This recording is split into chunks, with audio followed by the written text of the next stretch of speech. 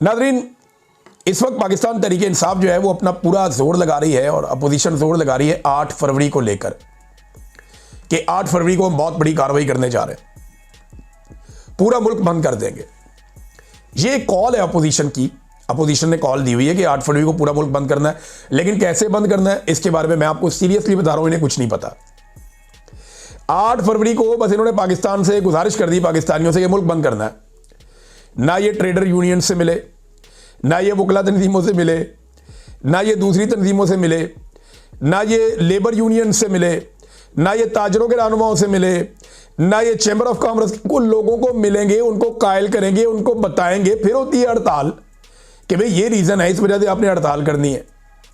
ना इन्होंने ग्राउंड के ऊपर अपनी लोगों की ड्यूटियां लगाई कि आपने कौन सा इलाका बंद करना और कौन सा नहीं करना। मुझे ऐसा लगता है कि ये मौजूदे का इंतजार करने के अचानक पाकिस्तानी निकलेंगे और 8 फरवरी को पूरा पाकिस्तान बंद कर देंगे।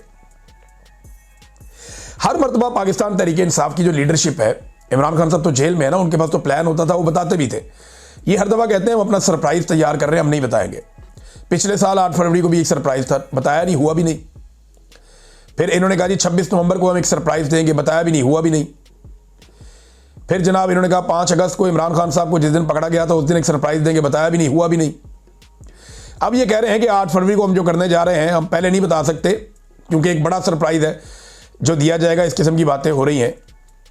तो ग्राउंड के ऊपर तो कोई नज़र नहीं आ रहा। इससे पहले भी बहुत सारे सरप्राइज कहे गए पाकिस्तान तहरीक इंसाफ की जानिब से, लेकिन हकीकतन वो खुद एक सरप्राइज के इंतजार में। उन्हें लगता है कि किसी दिन अचानक से अवाम सरप्राइज दे दे और बाहर आ जाए और अवाम सारी चीज़ें अपने हाथ में ले ले और ये मौजूदा उनकी तहरीकी कामयाबी की वजह बन जाए। ग्राउंड के ऊपर टेक्निकली जो काम करना होता है, जो पॉलिटिकल पार्टीज करती हैं पूरी दुनिया में, उससे वो काम चोरी एक तरह की मुझे लगता है वो कर रहे हैं। इमरान खान इनको बार बार डायरेक्शन देते रहे, अदालत में जाओ, अदालत में जाओ, अदालत में जाओ, इकट्ठे होकर जाओ, सारे जाओ। 350 बंदा आपका, आप अदालत में जाके बैठ जाए रेड जोन में। इस्लामाबाद हाईकोर्ट रेड जोन में, वहां जाके बैठ जाए, वहां कोई नहीं आंसू गैस चलाता आपके ऊपर। वो मार कुटाई करेंगे, 250 कैमरा निकल आएगा वहां पे। अडियाला के बाहर तो 4 कैमरे होते हैं, 10 कैमरे होते हैं, वो भी बड़ी मुश्किल से बेचारे डिजिटल मीडिया के लोग जाते हैं। अगर आप इस्लामाबाद हाईकोर्ट में होंगे तो सारा रेड जोन है, दुनिया भर के नेशनल और इंटरनेशनल मीडिया के कैमरे वहां पे मौजूद हैं। तो चाहे ना जाके अदालत में 2-3 दिन बैठ जाए कि जी मुलाकात ही नहीं करवा रहे। जज कहता है जी कल मुलाकात करवाएंगे, ठीक है जी, कल हम इधर ही बैठेंगे, हमारे लोग जाएंगे मुलाकात करने के लिए, नहीं मुलाकात होगी हम इधर ही बैठेंगे अदालत में। सर आप हमें इंसाफ दें, हमें मिल ही नहीं रहा इंसाफ, हम आपको शिकायत लगाएंगे। बड़ी इज्जत और एहतराम के साथ आप अदलिया को इंसाफ देने पर मजबूर कर सकते हैं, सिस्टम को आप झुका सकते हैं, लेकिन वो किसी मौजज़े का इंतजार कर रहे हैं, लगता तो ऐसे ही है नाज़रीन। और देखें ना ये करप्शन पे बात करते हैं, ना ये कोई स्कैंडल पकड़ते हैं। अब ये मरीम नवाज की एक और 2 नंबरी पकड़ी गई। इससे पहले इन्होंने इतनी प्राइवेटाइजेशन की, पकड़ के सारे स्कूल, बच्चों के स्कूल हों या जो हेल्थ यूनिट्स हैं वो सारे के सारे पकड़ के वो प्राइवेटाइज करना शुरू कर दिए। जो देही इलाकों के अंदर DHQs वगैरह थे वो सारे इन्होंने प्राइवेटाइज करना शुरू कर दिए। तो पहले तो इन्होंने सेहत की चंगी तबाही फेरी, उसके बाद ये एक और प्रोजेक्ट देखें। मरीम नवाज ने पंजाब सरकार के खजाने से 3.5 अरब रुपए लेकर पंजाब के देही इलाकों में क्लिनिक ऑन व्हील्स के नाम से एक प्रोजेक्ट शुरू किया। अभी मरियम की हुकूमत को 2 साल नहीं हुए, ये बात याद रखिएगा। अभी 2 साल उसकी हुकूमत को नहीं हुए और 3.5 अरब रुपए से एक प्रोजेक्ट लेकर आई और 1.5 साल, 1 साल पहले भी नहीं आया ये प्रोजेक्ट और इनसे 1 साल भी नहीं चला। ये 3.5 अरब रुपए लगा के बहुत सारी गाड़ियां ले ली, हेल्थ यूनिट ले लिए, ये चलते फिरते जो होते हैं, और ये सारे बनाकर जनाब इन्होंने इतना पैसा लगाया, 590 गाड़ियां ले ली, एम्बुलेंसें ले ली, सब कुछ करने के बाद पूरा प्रोजेक्ट बना दिया। जब इनसे नहीं चला तो अब उसको ठेके पर दे रहे हैं। यानी अरबों रुपए पंजाब के सरकारी खजाने से इस प्रोजेक्ट के लिए हासिल किए, फिर करोड़ों के इश्तिहारात दिए और आखिर में पूरा प्रोजेक्ट ही ठेके पर दे दिया, ये कहकर कि इस प्रोजेक्ट को चलाना सूबाई हुकूमत के बस की बात नहीं है। ये जनाब इनकी औकात है और ये है करप्शन के वो छोटे बड़े कारनामे जो ये लगातार करते चले जा रहे हैं। ये एक छोटी सी मिसाल है। इसके अलावा इन्होंने जो वो सफाई के नाम के ऊपर पंजाब में सफाया फेरा, जो इन्होंने वहां पे जिस लेवल की करप्शन हुई है, और ये तो लगातार रोजाना की बुनियाद के ऊपर इनकी करप्शन के केसेस और चीजें सामने आती है कि फलाने फंड्स के अंदर ये हो गया, इतना फंड इन्होंने खुर्द बुर्द कर लिया, इतने फंड का कोई हिसाब ही नहीं मिल रहा, पूछने वाला ही कोई नहीं है।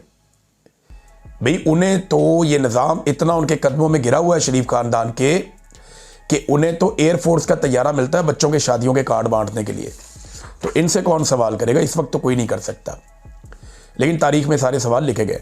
नाज़रीन, ईरान ने तमाम परवाज़ें मनसूख कर दी हैं अपनी। रूस ने जंग रोकने में अपना किरदार अदा किया, वो कोशिश कर रहा है कि जंग ना हो। अमेरिका अगले 2 दिनों में हमला कर सकता है, ये बहुत बड़े पैमाने पे खबर रिपोर्ट हो रही है, बहुत सारे तज्ज़ियाकार ये कह रहे हैं। और डोनाल्ड ट्रंप के बारे में अमेरिकी मीडिया ये दावा कर रहा है कि डोनाल्ड ट्रंप एक फैसला कुन लड़ाई ईरान के साथ करना चाहते हैं, जबकि ईरान में मुजाहरे रुक चुके हैं। ईरानी हुकूमत ने इस बड़ी मुश्किल को बड़े अच्छे तरीके से कंट्रोल कर लिया है। पाकिस्तान का किरदार इंतहाई मुबहम रहा। बहुत सारे मुल्क क्लैरिटी के साथ आए, लेकिन मुझे ऐसा लगा कि शायद पाकिस्तानी हुकूमत इंतज़ार कर रही है कि लड़ाई हो, इसमें भी उनका कोई खांचा लग जाए। अब ये तो जनाब इसकी सूरत हाल है। डोनाल्ड ट्रंप क्यों थोड़ा खौफज़दा है? देखिए, अमेरिका में जब इलेक्शन होता है ना, एक नया सदर आता है, तो 2 साल के बाद एक मिड टर्म इलेक्शन होता है, जिससे पता चल जाता है ये हुकूमत ऊपर जा रही है नीचे जा रही है।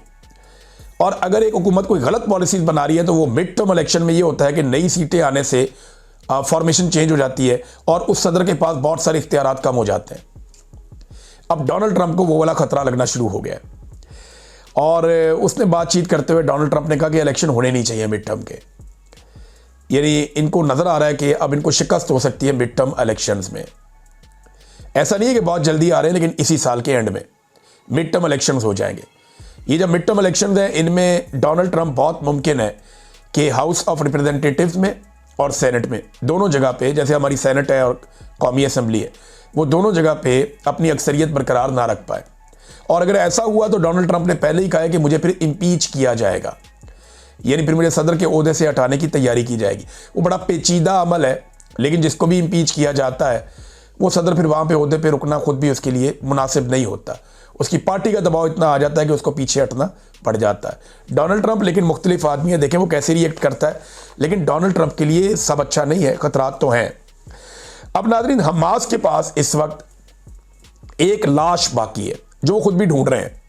गाजा में इसराइलियों की एक लाश बाकी है और उसके लिए मुसीबत डाली हुई है इसराइल ने और उनके हमायतियों ने कि जनाब हर हाल में वो एक लाश भी वापस की जाए, जबकि गाजा में रोज़ाना की बुनियाद पर लाशें गिर रही हैं।